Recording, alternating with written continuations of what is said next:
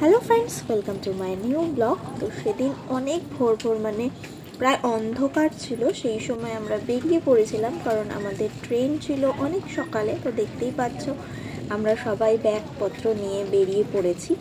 তো আমাদের সেদিন ট্রেন ছিল সকাল 6:35-এ। তো আমরা হাওড়া পৌঁছে গিয়েছিলাম 6:35-এর মধ্যে, কিন্তু সেদিনকে গিয়ে আমরা জানতে পারি সেদিন ট্রেনের টাইম চেঞ্জ হয়েছে। তো 6:35-এ ট্রেন আসবে সকাল 9টায়। তো দেখতে পাচ্ছ হাওড়া স্টেশনে প্রচণ্ড ভিড়, কারণ সবাই ট্রেনের জন্য ওয়েট করছিল।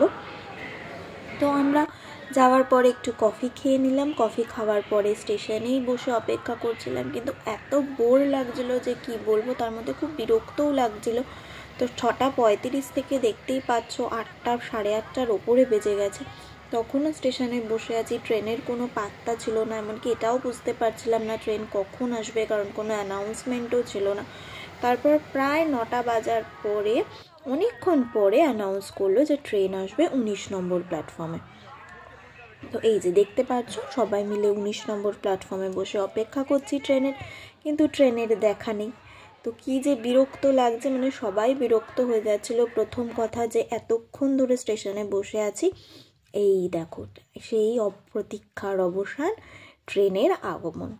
তো দেখতেই পাচ্ছ ট্রেন ঢুকছে প্ল্যাটফর্মে। প্রচণ্ড ভিড় ছিল সেদিনকে, কিন্তু মানে একটা দিকে স্বস্তি ছিল, যেহেতু আমাদের রিজার্ভেশন করা ছিল তার জন্য কোনো অসুবিধা হয়নি ট্রেনে উঠতে। তো আমি মাকে প্রথমেই বলেছিলাম যে তারাও সবাই উঠে যাক, তারপরে গিয়ে আমরা ট্রেনে উঠবো। তো এই যে ট্রেনে উঠে বসে পড়েছি। তো তারপরে দিয়েছিল আমাদের ব্রেকফাস্টে ছিল স্যান্ডউইচ, কলা, ডিম সিদ্ধ আর মিষ্টি।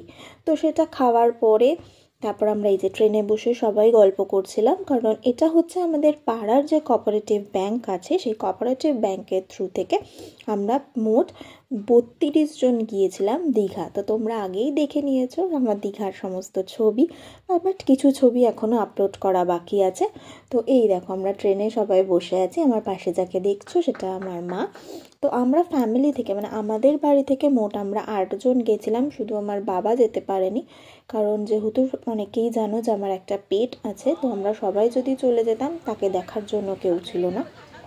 তো যেই ট্রেন পৌঁছানোর কথা ছিল সকাল 10টায়, সেটা দীঘা ঢুকতে বেজে গিয়েছিল 1:25। তো এতটাই বিরক্ত লাগছিল যে মানে কি বলবো, কারণ অনেকটা লেট হয়ে গেছিলো। অনেক কিছু প্ল্যান ছিল যে হোটেলে পৌঁছে কি করব, কারণ গেছিলাম আমরা মাত্র 2 দিনের জন্য, তার মধ্যে একটা দিন নষ্ট। তো ভীষণ বিরক্ত লাগছিল। যাই হোক, তারপরে ট্রেন থেকে নামার পরে দেখতেই পাচ্ছ ট্রেনে এই যে দীঘা নেমে গেছি। তো তখন ওই নামার পরে না মানে ভীষণ একটা আনন্দ লাগছিল। তখন মনে হচ্ছিল কতক্ষণে গিয়ে হোটেলে পৌঁছাবো, হোটেলে কোনো মতে ব্যাগটা রেখে ড্রেস চেঞ্জ করেই যাব সমুদ্রে। কিন্তু অনেকটা বেলা হয়ে গিয়েছিল, সেই জন্য হোটেল থেকে বলেছিল যে আপনারা লাঞ্চটা করে নিন। তো আমরা হোটেলে গিয়ে ফ্রেশ হয়ে লাঞ্চ করে নিয়েই এক দৌড়ে সমুদ্রে। আর আমাদের হোটেলটা ছিল একদম সমুদ্র থেকে সামনে, জাস্ট 2 মিনিটের ওয়াকিং ডিস্টেন্স। তো দেখতেই পাচ্ছ এই যে চলে গেছি সমুদ্রে। তো সেদিনকে বেশিক্ষণ স্নান করতে পারিনি, 1-1.5 ঘন্টা মতো করেছিলাম। সমুদ্রে যাওয়ার পর কিছু ছবিও ক্লিক করে নিয়েছিলাম। এই যে আমরা 3 মূর্তি, মানে যেখানেই আমাদেরকে দেখবে মোটামুটি 3 জনকে একসাথেই দেখবে। তো ভীষণ মজা করেছিলাম ওই দিনটাও। তো তোমরাও জানিও তোমাদের আজকের ব্লগটা কেমন লাগলো, আর তোমরাও দেখতে থাকো দীঘার সমুদ্র সৈকতের কিছু ছবি।